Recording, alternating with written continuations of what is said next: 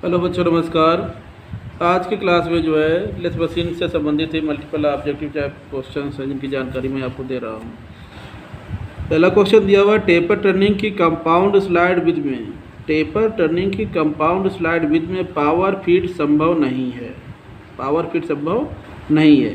उपरोक्त के कारण टेपर्ड वर्कपीस पर निम्नलिखित में से कौन सा दोष आ जाता है? चैटर आ जाता है, खराब सरफेस फिनिश आती है, सेट किए गए कोड की अपेक्षा टेपर कोड अधिक बनता है, सेट किए गए कोड की अपेक्षा टेपर कोड कम बनता है।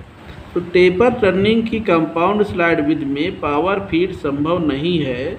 उपरोक्त के कारण टेपर वर्कपीस पर निम्नलिखित में से कौन सा दोष आ जाता है? वो दोष है खराब सरफेस फिनिश आती है। हमारा सेकेंड ऑप्शन सही होगा। अगला क्वेश्चन दिया हुआ, निम्नलिखित में से किस संक्षिप्त रूप का प्रयोग एक एक्मे थ्रेड को निर्दिष्ट करने के लिए किया जाता है? किस संक्षिप्त रूप का प्रयोग एक एक्मे थ्रेड को निर्दिष्ट करने के लिए किया जाता है? एक्मे एक चूड़ी होती है जिसका कोण जो है 29 डिग्री होता है, लेथ मशीन का लीड स्क्रू पे बना होता है। तो किस संक्षिप्त रूप का प्रयोग जो है एक एक्मे थ्रेड को निर्दिष्ट करने के लिए किया जाता है? M16 capital R into small d into 20 multiply 1/8 inch या S48 इंटू 8। अगला है capital T small r into 60 multiply 9। तो इसमें से जो है कि संक्षिप्त रूप का प्रयोग एक एक्मे थ्रेड को निर्दिष्ट करने के लिए किया जाता है। हमारा TR 60 मल्टीप्लाई 9 हमारा फोर्थ ऑप्शन सही होगा। अगला क्वेश्चन दिया हुआ है, लेथ पर फेसिंग ऑपरेशन के द्वारा वर्कपीस पर एक समान फाइन फिनिश प्राप्त करने के लिए आवश्यक है low cutting speed, fine feed और heavy depth of cut, low cutting speed, fine feed और light depth of cut, high cutting speed, fine feed और light depth of cut, high cutting speed, fine feed और heavy depth of cut.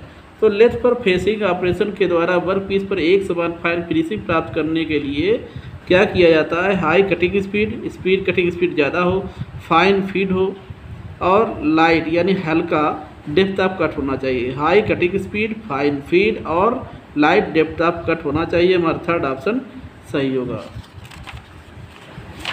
अगला question दिया हुआ है, centre whole के संरक्षण के लिए बी टाइप सेंटर ड्रिल के काउंटर सिंकिंग भाग का शीर्ष कोण होता है 75 डिग्री, 90 डिग्री, 100 डिग्री या 120 डिग्री। तो सेंटर होल के संरक्षण के लिए बी टाइप सेंटर ड्रिल के काउंटर सिंकिंग भाग का काउंटर सिंकिंग भाग का शीर्ष कोण जो है 120 डिग्री होता है। हमारा फोर्थ ऑप्शन सही होगा। अगला क्वेश्चन दिया हुआ है, लेथ पर निर्दिष्ट ऑपरेशन करने के लिए स्पिंडल की नोच पर एक स्पिंडल को असेंबल किया जाता है।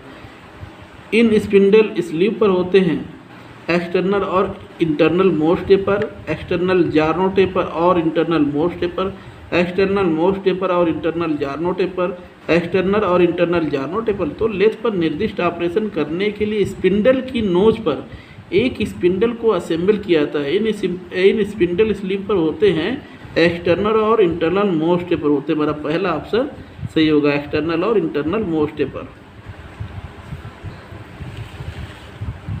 अगला क्वेश्चन दिया हुआ है,